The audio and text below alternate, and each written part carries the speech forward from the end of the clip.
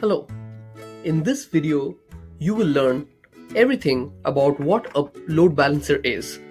This video playlist is targeted towards learning everything about a load balancer, spinning up your own EC2 instances, and distributing load across those servers.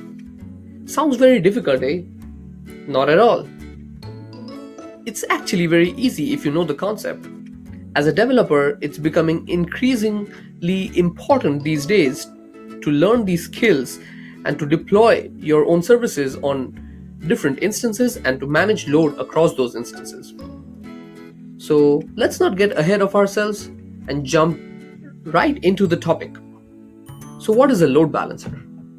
To explain this, let's take a sample case study. So let's say we have a student, Bob. Bob is an aspiring software developer. Let's call him SDE Bob. So Bob wants a job at a software development company, and for that he's prepared a portfolio. He's hosted his portfolio on a server. Free hosting, obviously, because Bob is a student and he wouldn't spend so much of money on hosting. So Bob hosts his website on a free hosting. The server is maybe of this company called Hostinger. If you don't know of this company, they give you free hosting. You can check the link in the description box below. So Bob has his website on Hostinger's servers. He tells all his friends that, hey, I have made my own website, you can come and visit. On his resume, he also gives the URL of his newly created website so that the potential recruiters can actually direct to that link and see all his projects and everything he's uploaded there. Very interesting and very likely that the recruiters will come and visit his website. So how many requests is he expecting per day? Maybe one, maybe two, or if he's a very talented developer, maybe hundreds. Well, this isn't a problem with Hostinger or any other web host. Maybe they're giving you 1,000 requests per day. For your use case, it's absolutely fine. But let's say Bob has a friend called Alex. He is pure evil. What he does is, he says, Bob has made a website. Okay, let's try to put him in trouble. What Alex does is, he masquerades his IP address and sends millions of requests to the server every second. On doing that, what happens is, this server is of a limited capacity and it can't handle these many requests. So every single second there are millions of requests. And oh no, Bob is in trouble right now. What's the problem? If it's the time when a potential recruiter wanted to click his website and go to his website, they find that the spinner is loading in the browser window and nothing shows up. Of course, his server has crashed. A server is more or less like a normal computer with extra bells and whistles. It's got a lot more power to serve websites to a large number of people. But every server has some capacity. And if you are on a free host, you wouldn't get that much of capacity. Of course, you can pay more and upgrade and get a better server. But even then, if you're hit by a large number of traffic, you go down. And at that point, it can be really crucial.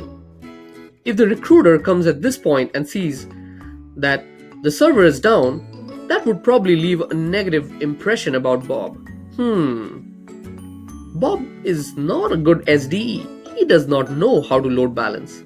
Why is his server down? If his server is down, is he so callous to list that URL on his resume? That is utterly stupid. Bob loses his job. Well, you won't be in the situation of Bob anymore. you won't lose your job because you don't know load balancing. But after watching these videos, you'll know everything about it. So, hey, let's start. How can you evade such a circumstance? Well, the solution is pretty simple.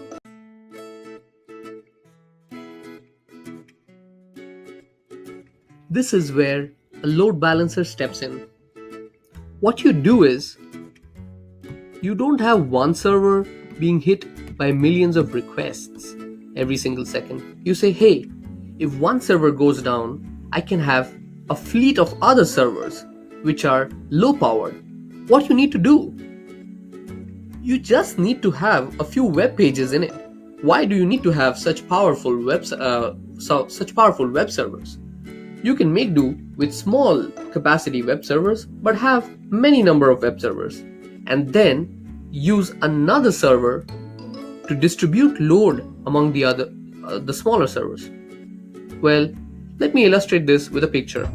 Instead of having one big server with a large capacity, what you have now is smaller servers, A, B, C, D, in different regions, A, B, C, D.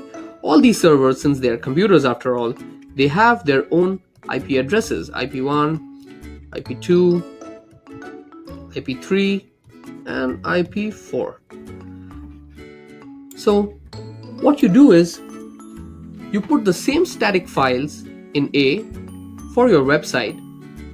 The same file goes into B. You just copy them into C and into D. So essentially, you have 4 copies of your website running simultaneously at the same time. Hey, but which one do I go to? Which IP address do you give your recruiter? Well, that's a concern. Here's the solution.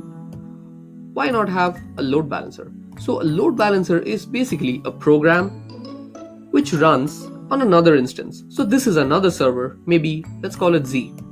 On this small server Z, you run a program called the load balancer, and you give your recruiter the IP address of this computer, Z.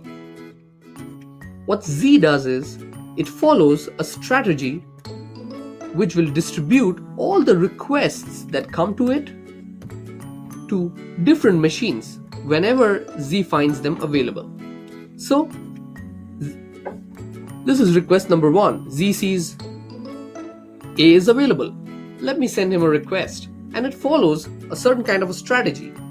The next request is request number 2. It sends it to B. Next request is request number 3. It sends it to C. So instead of one server getting all the requests at the same time, you have different servers which are taking the load. So that is being very easy for the servers to kind of serve. So what is happening actually, the end user doesn't need to know which server is serving the files. The end user just needs his files. He doesn't need to know whether he's routed to A, B, C, or even D. He doesn't care. Your recruiter doesn't care. Till he sees your website. That's it. This is a very robust and a scalable solution. If you feel that you are getting millions of requests which even these 4 servers cannot handle, you can keep adding more servers, here one more, here one more, and tell Z to distribute traffic to these servers. Maybe someday you buy a very big server.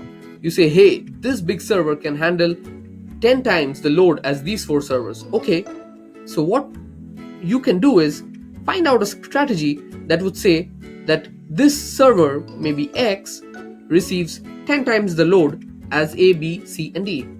It's up to your wish. You can have your own configurations and set them as you want. But hey, you get the picture clear, right? It's really easy to set this up and really efficient in the long run. As I told you, if the companies like eBay, Amazon, or any other big company which are serving millions of people every single day, if they don't have load balancers, they are going to crash. And that can be a terrible, terrible loss to the business. And it's going to be really bad to the reputation and the brand name of the company. that they don't have software engineers that capable enough to find this easy solution of load balancing. Well, this is for the first video. See you in the next one.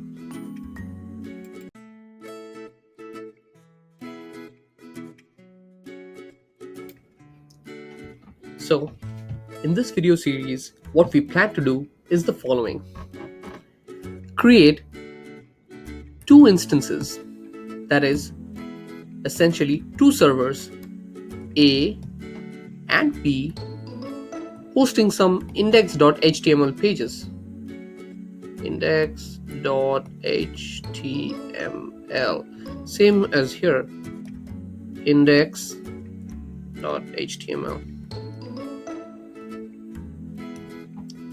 Maybe these are same copy,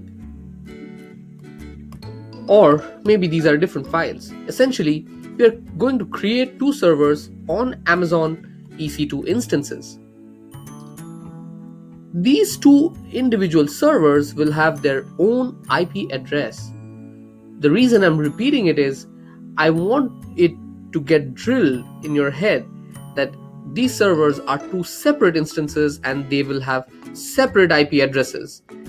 They might be in different regions. You don't have to worry about that. Now you would create a third instance. A third instance, maybe call it LB. LB will run a program called Nginx.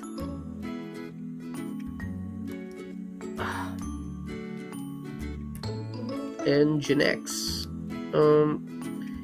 Nginx. You will run a program called Nginx, which will have a configuration file where you can define how you want to distribute the load to these servers A and B. So essentially, you would actually hit the IP address of LB, but you will see sometimes you are directed to A and the other times you are directed to B. It would depend on what you set in these configs files. If you said that you want twice the number of traffic to go to A, then you would see every 2 or 3 page refreshes on load balancer LB, you would find A's web page showing up, and half the number of times you find B's web page showing up.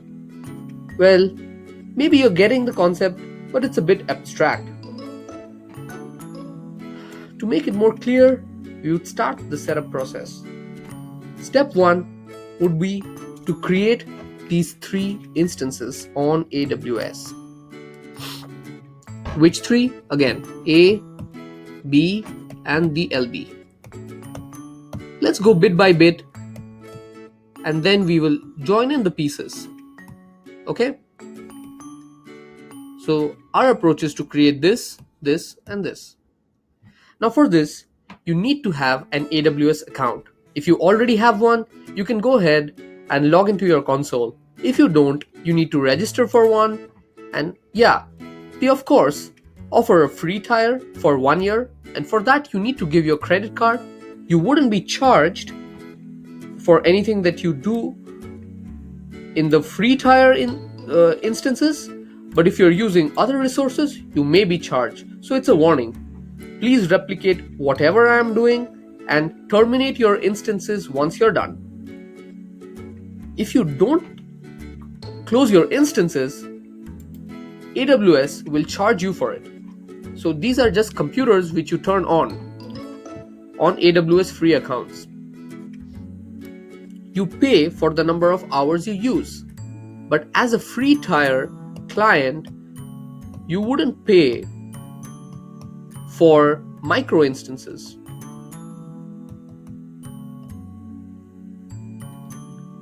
They have certain restrictions, and I would ask you to go ahead and read those restrictions and see what is available to you.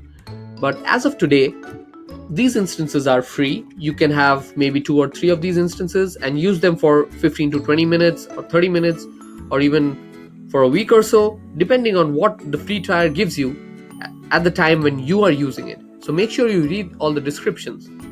So hey, Let's go and log in to our Amazon console. See you in the next video.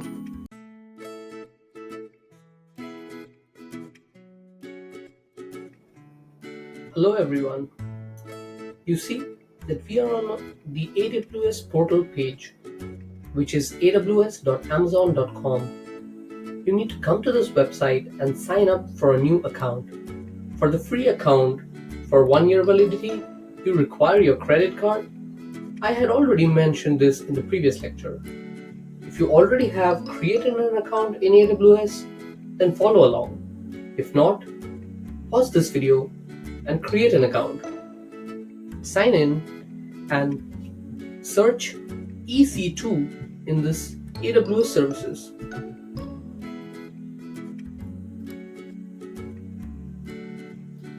Using EC2, we will create 2 servers, one named A, another named B, while the third one will be the balancer. For clarity's sake, let's draw this once again. We will make one server A, we will make a server B, and we will make a load balancer.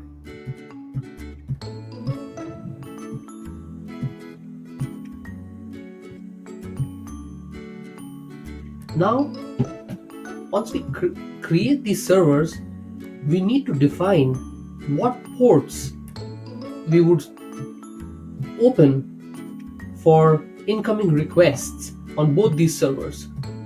So these servers A and B don't get requests from the outside world. These servers only get requests from the load balancer. So the load balancer also needs a port to be opened where it receives the incoming requests. So for the LB, A and B, we need to keep port number 80 open. This is where they will serve the websites. For HTTP, you also need to open port number 443 for HTTPS.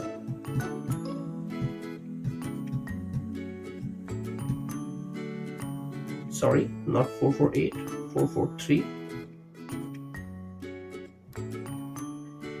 And the third one you need to open is, I suppose, 23. This is for SSHing into your host. The process of SSH is actually using your terminal to log in to these servers A and B and install softwares, update files, and make changes in configuration in all these servers. So you have to SSH into them. If you are on a Mac or Linux, you would have SSH command on your terminal. If you are on Windows, you will need to download PuTTY. I would show all of this in the next video.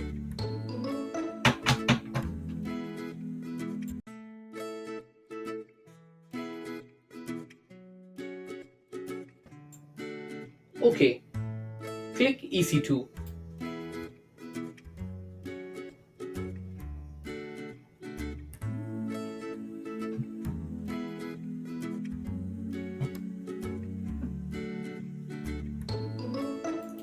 Let's wait for it to load. Usually it's not this slow.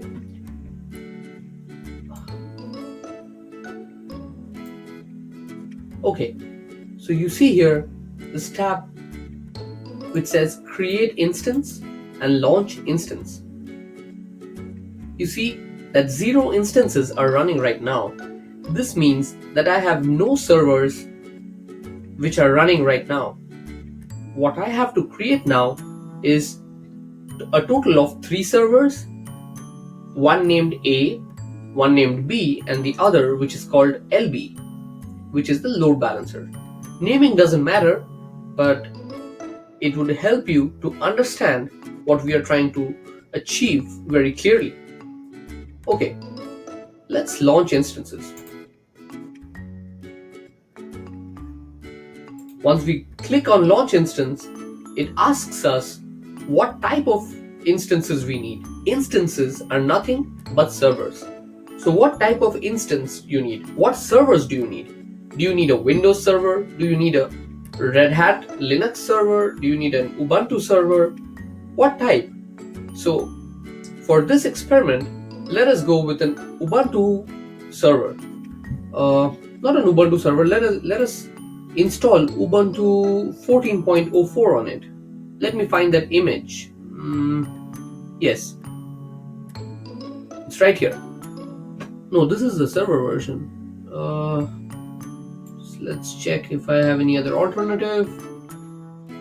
That was Ubuntu server 16. No, that's fine. That's the deep learning one. Don't need the deep learning one. Okay, let's stick with Ubuntu 14 server.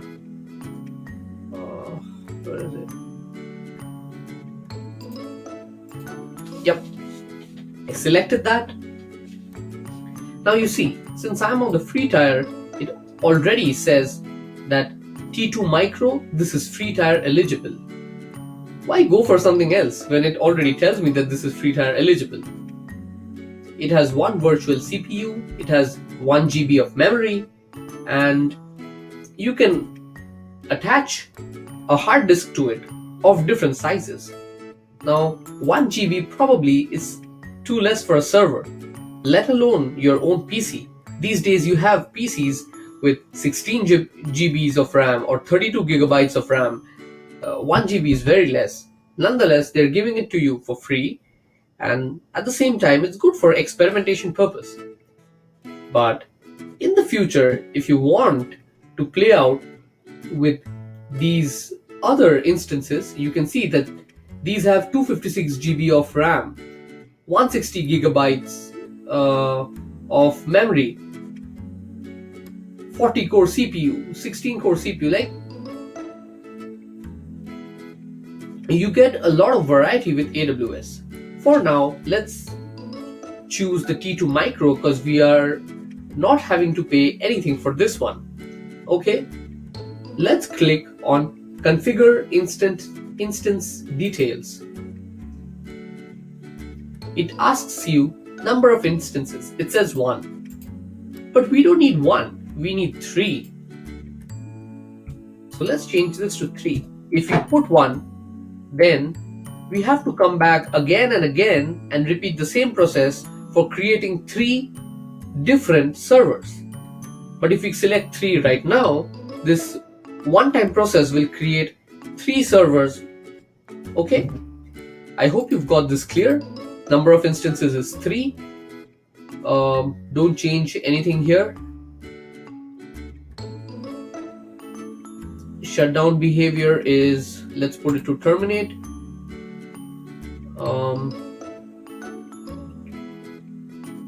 Next, add storage. You need to add storage. 8 GB of memory, like hard disk space, is good enough for our experimentation purpose. Again, this will be deleted on termination. That is, anytime you shut down your computer, I mean your cloud instance, everything that you've installed on it will get erased. That is why this checkbox is ticked. Also, if you shut down your computer, that is your cloud instance, you won't get anything back. So you have to restart a new instance, and that will be a fresh new instance, and you have to install all the other components and softwares which you had previously on that. So choose your options wisely. For now, let's keep this on. Delete on termination. And it is always wise that after finishing your experimentations, you should always terminate your instances. Be sure to do this, because I won't take any blames of charge put on you by AWS later on. If you don't, then sometimes your instances are running and you discover that after 30 days and you end up paying for the number of hours that you've used. Go to add next tag, go to add tags.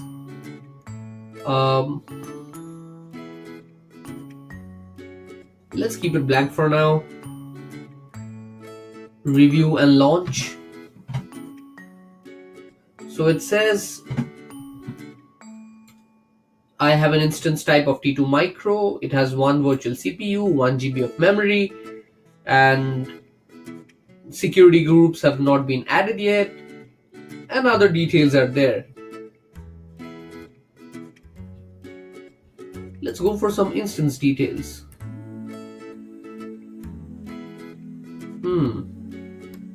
Let's add security groups. This is what you would require. Don't forget to add security groups because you would require them for your inbound connections. That is, if you've forgotten.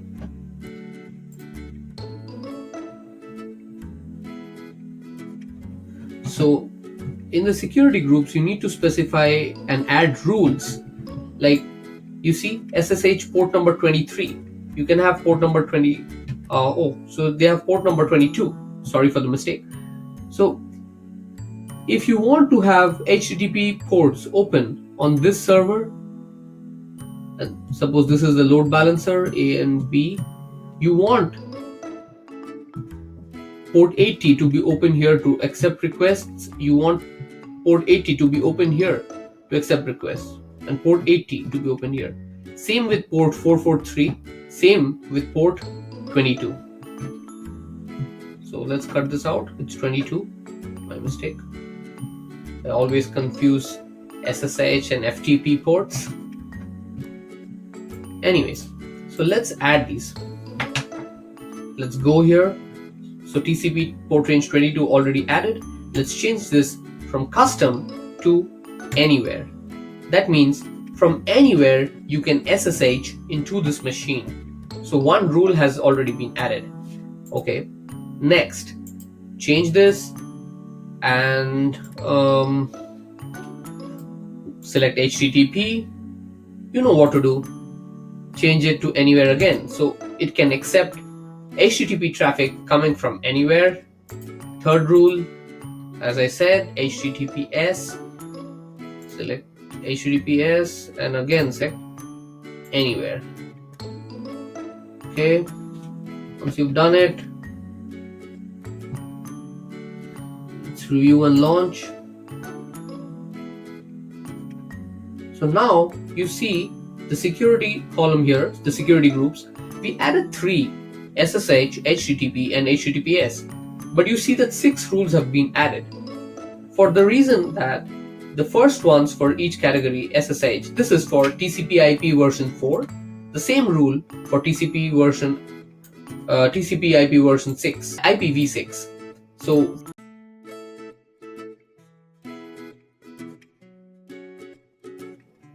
you can click on the launch button. Let's check once more. Instant type, security group. Okay, ignore those warnings. Click launch. So now it says select an existing key pair or create a new pair. This is probably the most important step.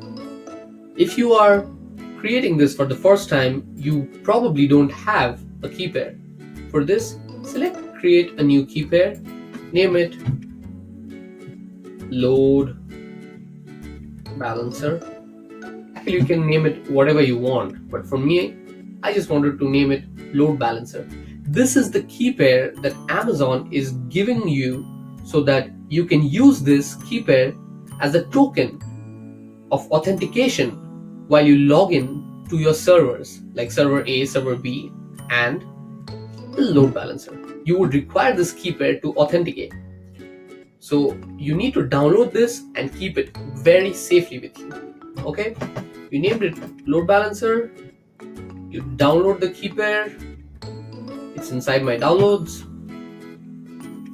Just like this, and let's launch instance. And there you go. It is launching something. Let's wait for it to start. Let's view the launch logs. Successful. creating security groups, successful, creating inbound rules, and initiating launches.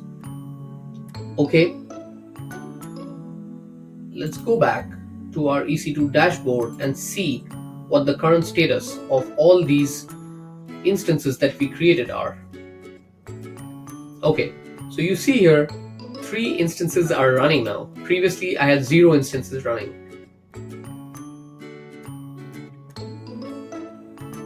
We clicked on that, waiting for it to come. Okay, so you see 3 instances of T2 microtype are running right now.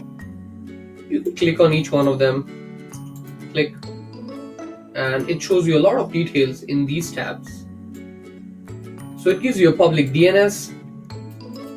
The IP address is completely valid and you can use it to see what's running on the machine. But right now there is no web server running on A or B. You need to install Nginx on A, B, and load balancers to see some response when you hit this IP address or this public DNS. And you'll find other information about your instance and all the other related information regarding your storage type, virtualization, RAM, monitoring, logs. You'll find everything here. Status, blah, blah, blah, blah. So before we kind of proceed, let's name these instances. The first one, let's name it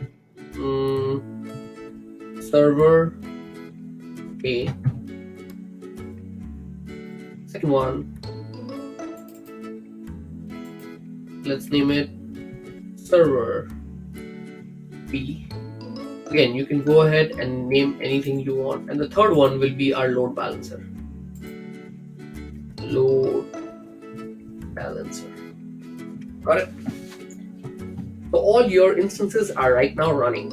Our next task is to download PuTTY and log into server A, log into server B, log into load balancer, and install Nginx on it. Okay? See you in the next video. I hope you've enjoyed it this far. If you like the quality of the video and the contents being taught, kindly subscribe to the channel. Thank you.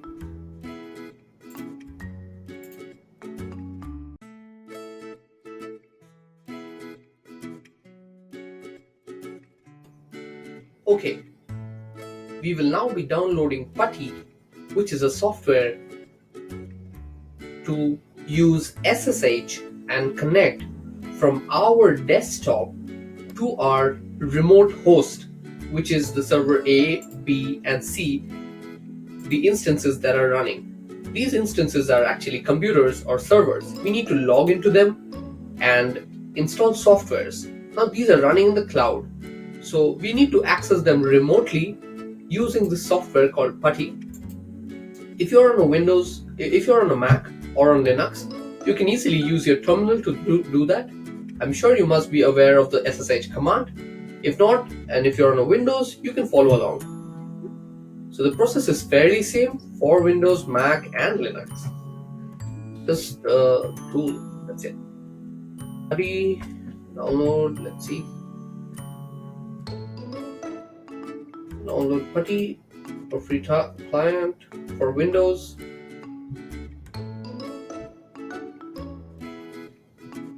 Download PuTTY. 64-bit installer. It's downloaded.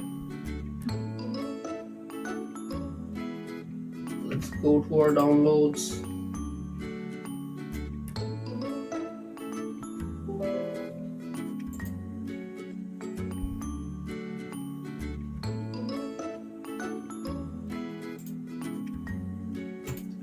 So I've installed PuTTY now, and you see here one file which is the load balancer.pem file.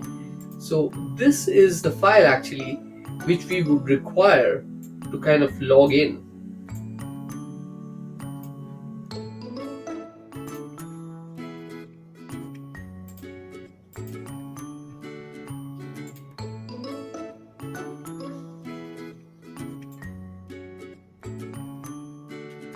If you click on any of the servers here and hit right click and click on connect, it will give you a series of instructions on how to do that. So it says open an SSH client, download putty. Amazon is really great with documentation. It also says locate your private key file, which is this. I showed you the file in my downloads directory.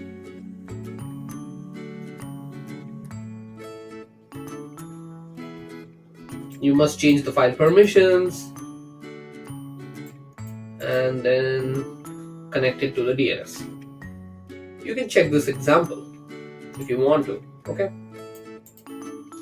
So let's go ahead and launch it via terminal.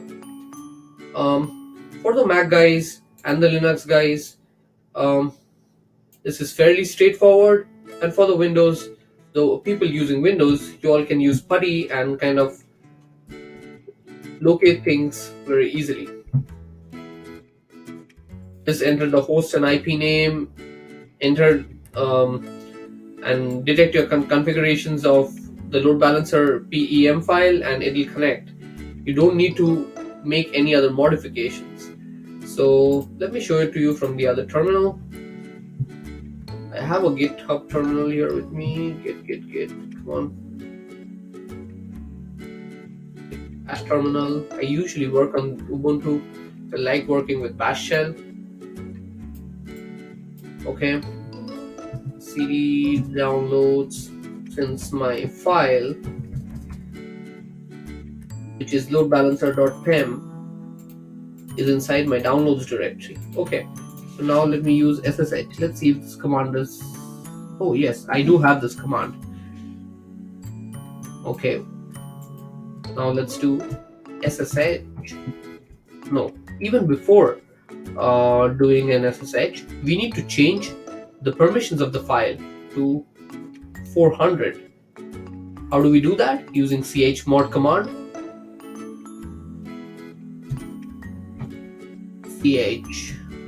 Sudo chmod loadbalancer.pem.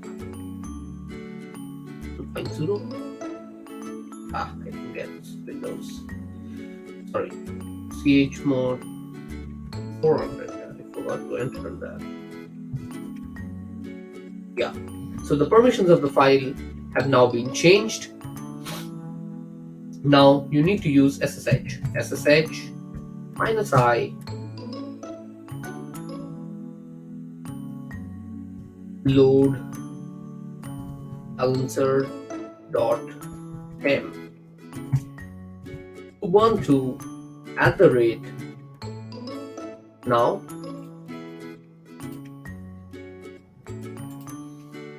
go to server A, click on it, and then copy its public DNS. It's public DNS, yeah, it's here. EC2 of this.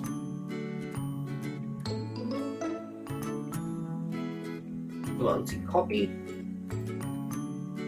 Then you come here, paste it.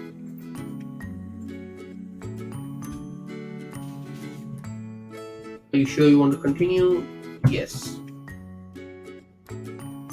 So now you see that you've logged in to a whole new host. You can see that this is the Amazon server A host that we had created.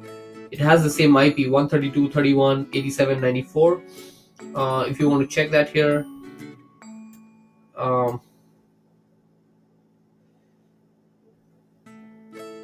94. See, private IPs. Yep. Don't worry, I'll shut off these instances after I finish teaching, so you wouldn't find these servers available anymore. So anyways, right now we've logged into server A. We need to install Nginx. What do we do? Sudo apt get update. This is to update your Ubuntu installation first. Usually this is the first thing you should be doing after you fresh install Ubuntu or when you start up a new instance. Just update everything and then go on and install Nginx. Sudo apt get install Nginx. This is the web server for the load balancer that we will be using. This is a simple web server which we are installing on server A. So the first one is server A, and Nginx installation is done. Okay, now let's keep this terminal aside. Let's replicate a new terminal. Have a new one.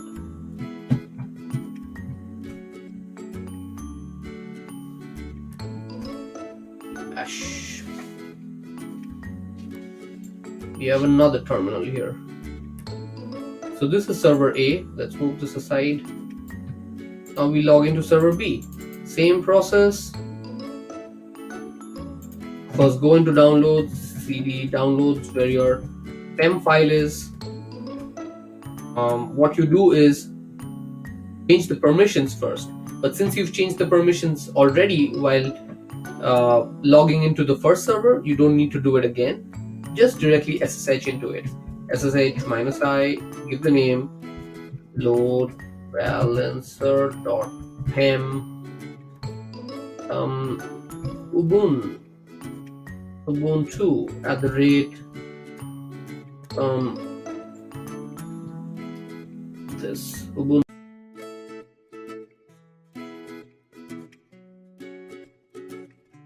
We have already finished for server A. We are going to do it for server B. We copied it. Now we are pasting it.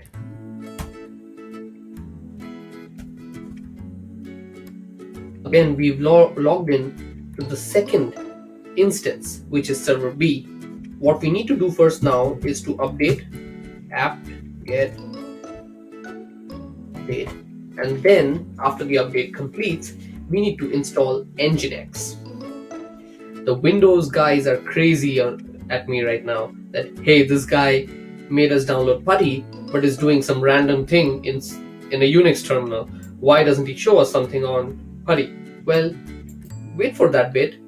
While logging into the load balancer, I will do it using PuTTY. So wait for that. Learn how to use the Linux terminal as well. Once this is done, now I have to install Nginx. Sudo apt-get install Nginx. Yes, and it's installed.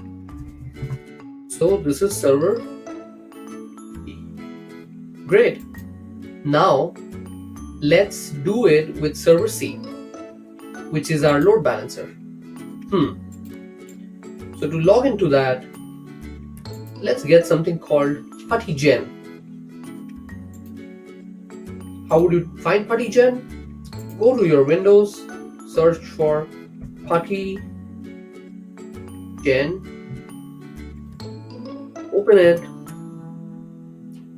load your key which you downloaded, which is the load balancer.pem. Let me delete this first. Change this to all files and find your load balancer.pem file where you downloaded it. See, it writes successfully imported the foreign key. To use this key, you need to use save private key command to save it in PuTTY's own format. So the .pem file will now be changed to another format by PuTTY. Save private key. Are you sure you want to save this key without a passphrase to protect it? Yes, I'm sure. Let's call it LB. And this time the extension would be PuTTY private key file, ppk. Save it. Yes. Once you're done, you can close PuTTY generator. Now open PuTTY, P-U-T-T-Y. PuTTY startup. Okay. Once PuTTY is started, what you need to do is go to even before that, just write the login ubuntu @ copy it for the load balancer, the public DNS, which is this. Control C to copy it. Once you're done, paste it here and click on SSH tab now. Expand it, go to auth and private key file for authentication. Click browse here, go to the folder where you have saved it. You will have a .ppk file. I don't know why I'm not finding it, but in any case I'll generate once more. Artigen load downloads all files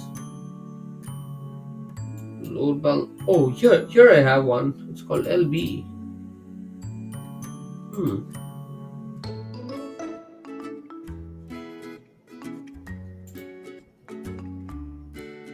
Why can't I find this one?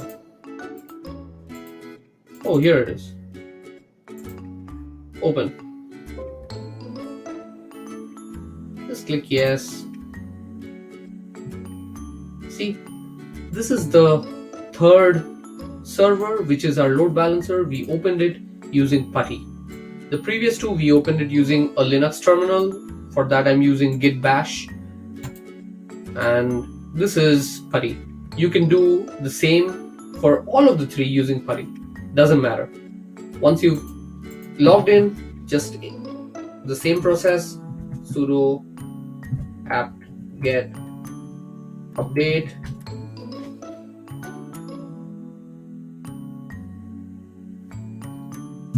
sudo apt get install Nginx.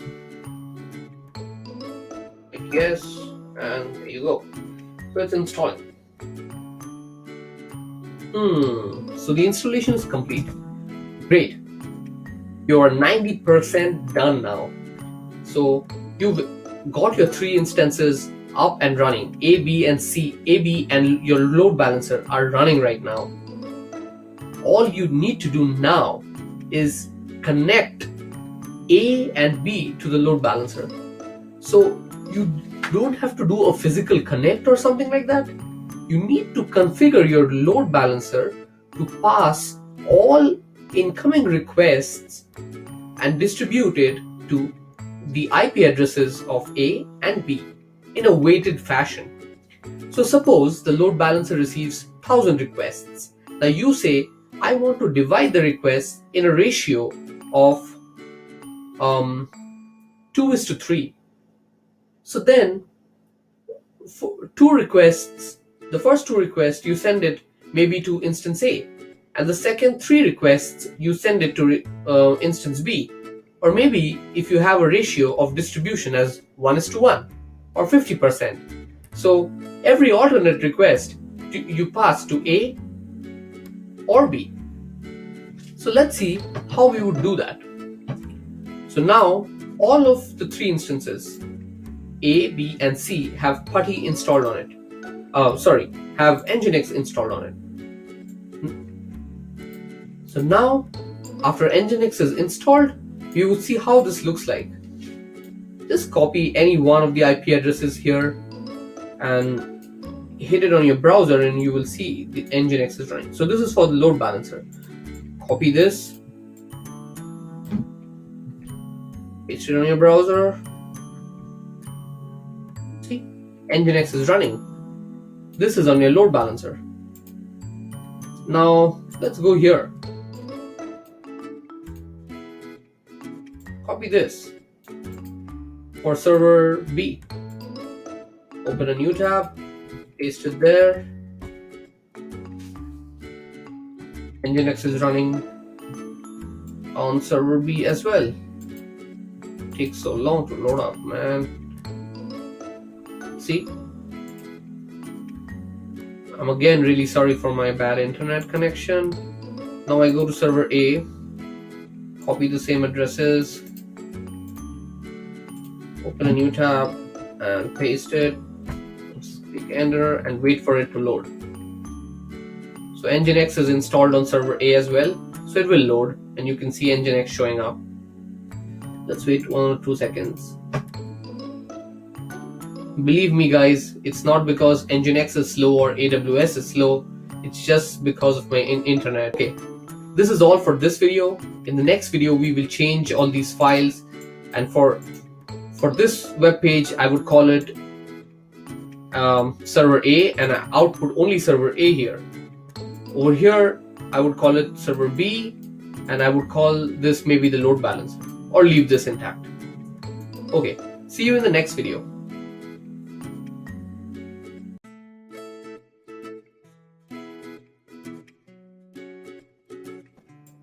So hey, at this instance now, all of our instances are running. Let's check our console again, EC2 console. All of them are running. We have Nginx installed on each and every one of them. For server A and B, we will modify this welcome message to just print out the name of the server. It will just be a header tag saying server A and server B. Let's change the HTML files right away.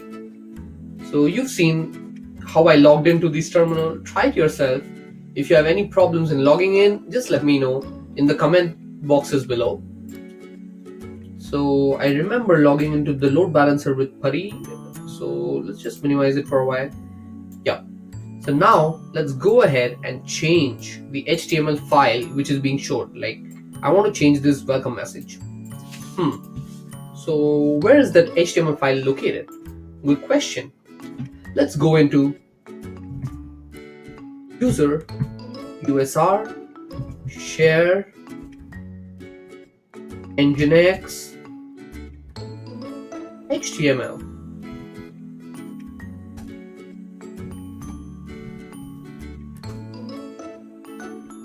We have to change this file, index.html. Okay, so let's open this file in Vim, index.html. It's a very simple HTML page, and it's got a lot of like CSS and styling. Let's kind of change all of that. Set NU just to set the numbering. Let's remove all the tags, probably 15 lines. 15 DD, 4 DD, 1.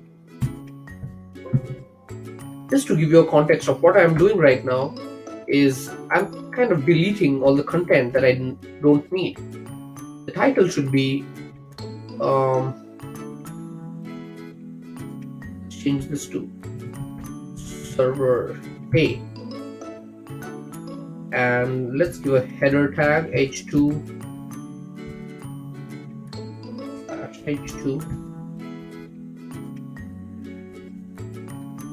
welcome to server A. Great. Write this file. Ooh, now this is my bad. I did not use sudo to edit this file. Now it won't let me edit it. Okay, let's go back. Let's override it and just say sudo vim index html and have the numbering. Sorry for that sound. Sudo, not sudo, set nu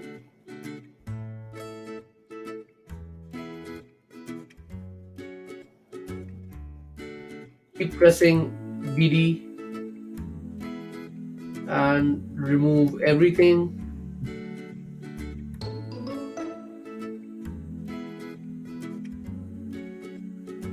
Keep the body here.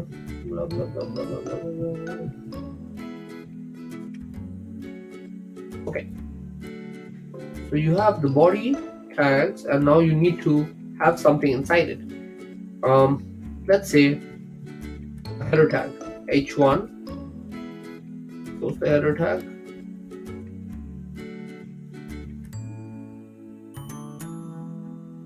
Call it server 1 or server A. Odd server A. Let's have the title also.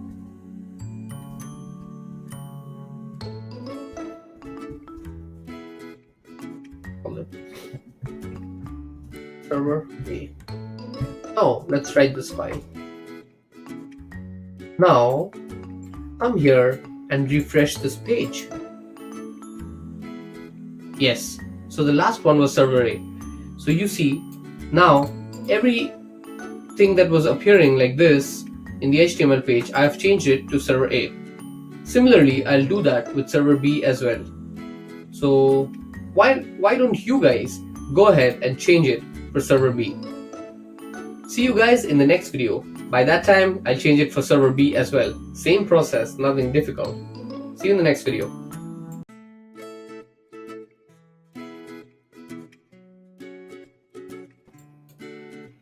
Let's now quickly go ahead and change the HTML file in server B as well. I would go really fast now. cd usr share nginx html -l sudo. Don't forget to do a sudo. It'll waste your time otherwise, because you can't modify the file if you don't do a sudo vim index.html. Great. Let's change this title first. Call it server B.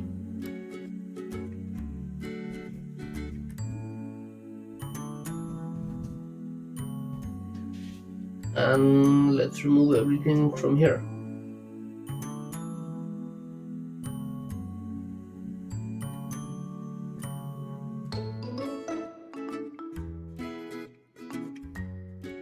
Oh, I removed the body tag.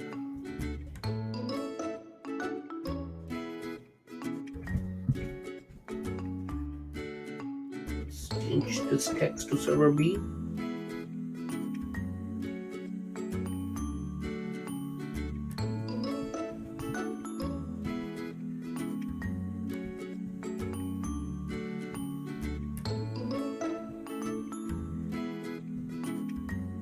Now let's save the file. Let's see if our changes are reflecting. So server A is reflecting. Let's see for server B.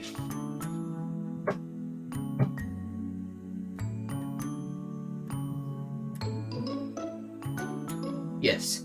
So our HTML file has changed. For server A, I have changed it to server A. For server B, I've changed to server B. All that is left right now is to configure Nginx to forward connections, forward incoming requests to either server A and server B. To make this easy, I have already stored the configuration file in a collaborative editor. You guys can check the link in the description box below and use that configuration to configure your Nginx. So it's called collaborate.com/f63ds. Let's go ahead and we find the configurations there.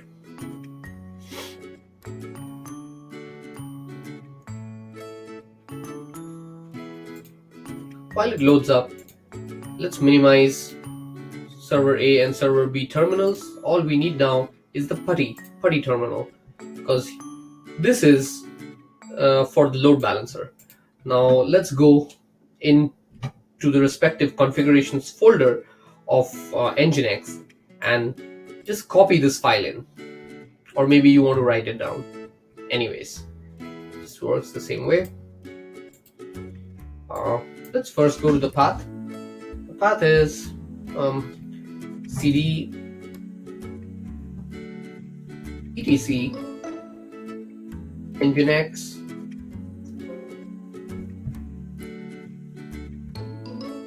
and nginx.conf. That is the file name. So let's list all the files that are there. We need to change the conf file, which is this one. So something's already there. You can view it. Again, don't forget to sudo it if you want to change something in the file, which we surely have to. nginx.conf. Great. So you see something which is very similar to the file that I have here. Like really, most of the settings are there, but mine is just a more just more like kind of a minimized file which has only the necessary settings. So you can go ahead and delete everything here. Just do a dd, 20 dd, 40 dd, 100 dd. Yes, just remove everything, copy this entire file and try to paste it. I hope paste works in the SSH terminal. If not, you have to take the pain of writing it. Wow, awesome. So this got pasted. Now what we need to do is, this is the server 1 address and server 2 addresses. We need to change that. So this is actually the IP, the public DNS address that we have on the AWS console for server A and server B. So this configuration actually tells Nginx that, hey, you have to forward your incoming requests to server A and server B. So put their IP addresses, the public DNS addresses, inside the slots. Where is it? Hit the scroll bar.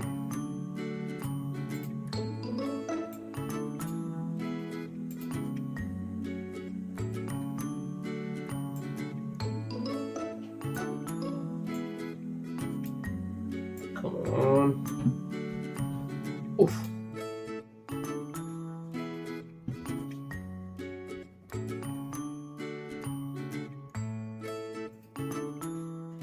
Pasted it. Let's go to server B, grab this configuration, copy it. Let's come here, down, come here, and paste it. Okay, everything's done. Let's change this weight and make it 1. Let's write this file. Now, after you finish writing this file, be sure to restart your Nginx server, because you've right now made a configuration change to a running server. Previous changes to server A and B were HTML file changes. You never made any configuration changes. But whenever you do a configuration change, you always have to restart the server. So the configuration change has been done. You restart the server by writing sudo service nginx restart,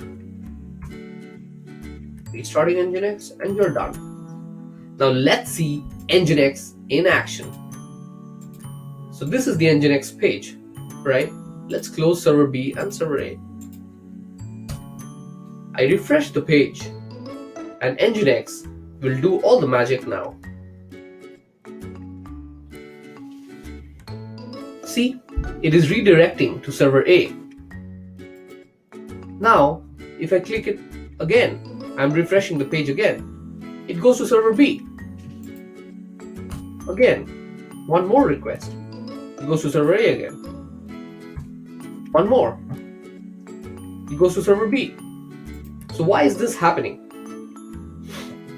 If you remember the previous lectures, that I told you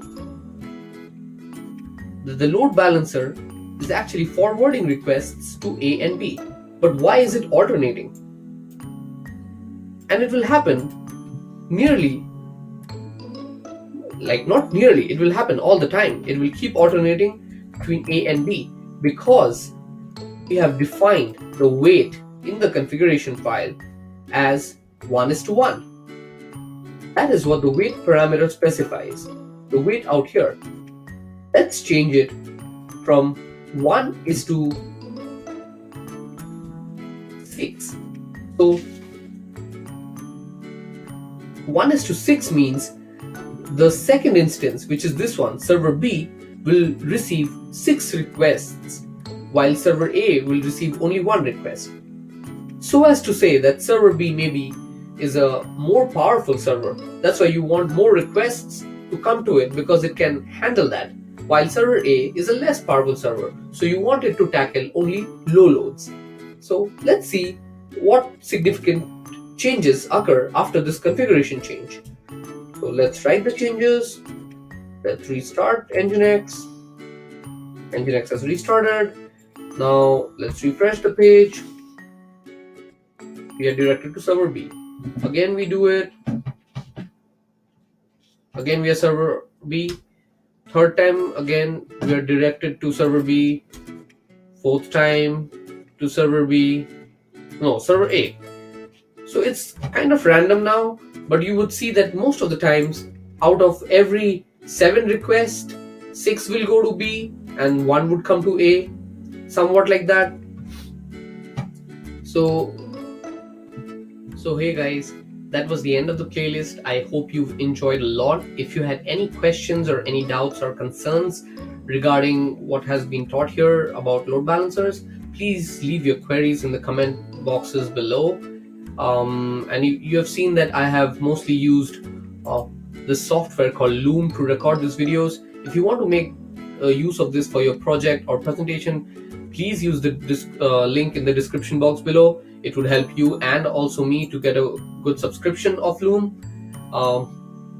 If you have any other questions regarding any other topic which you want me to cover, kindly leave that in the comment section as well. And as I say always, like and subscribe. This is just a reminder so that you don't incur extra charges from AWS. Once you finish this course and finish trying out everything you wanted to, just go to your EC2 console, find all the servers that you have started or launched. Just click all of them, right click, go to instant state and terminate each and every one of them. You see that I have started the process of terminating it, and 2 have terminated and the third one is still shutting down. So you should do it for each and every server that you had started. So once that's terminated, you are at peace and everything's over. You wouldn't be billed for this anymore. So that was just a friendly reminder. Keep watching and keep subscribing.